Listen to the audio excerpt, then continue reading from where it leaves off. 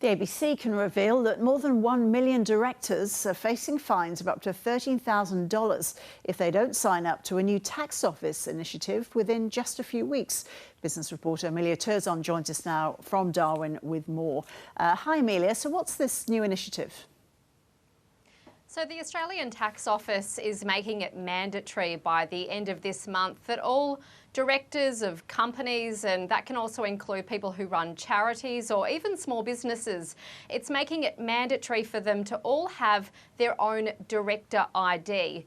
Now, the director ID, as they explain it, is essentially something that authenticates somebody's identity. You need to send in documents such as your passport and driver licence.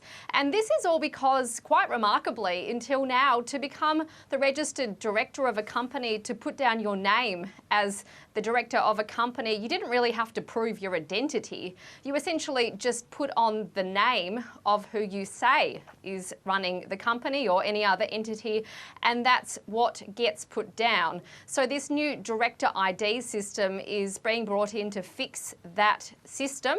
But as I can reveal, we only have 1.1 million people signed up for them yet. There's an estimated 2.5 million directors across the country. That means half of all the eligible people haven't yet signed up to them by the deadline, which is in 4 weeks' time. To tell us a bit more, Emilia, about why these director IDs are being brought in.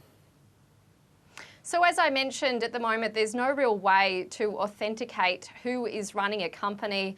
And this has created such a nightmare for liquidators, but also heartache for people who are impacted by companies that don't do the right thing.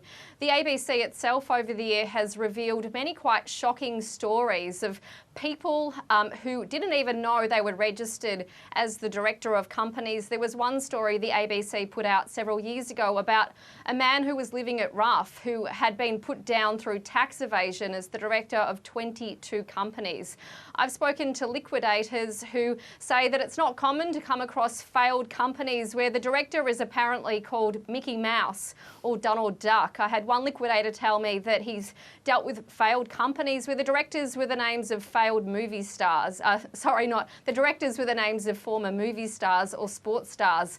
And the reason why companies do this so-called practice of dummy directors, as the industry calls it, is because it's essentially about tax evasion. It makes it really difficult for liquidators and the justice system to catch up with dodgy companies if they can't really trace who the directors are.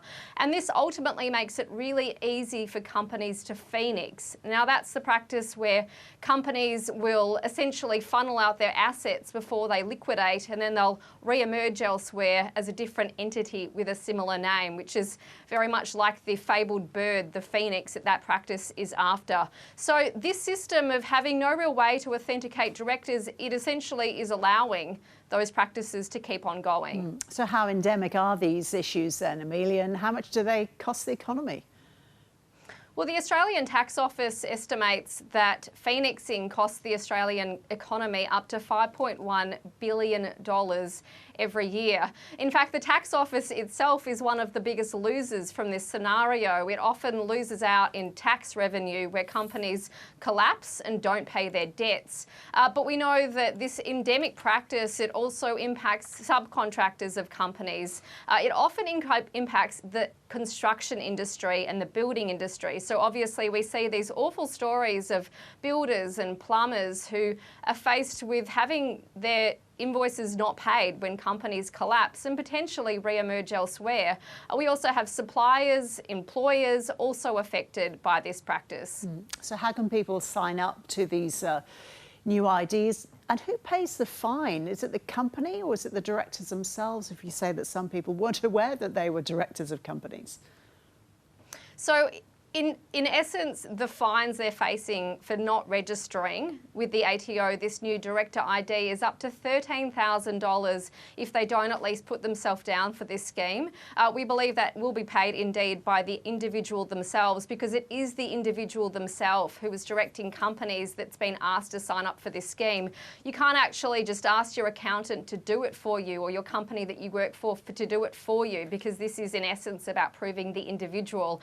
And we believe that that's one reason why there are so many directors who haven't yet signed up to this scheme. We've also heard that there's wait times of up to an hour if you're on the ATO's website.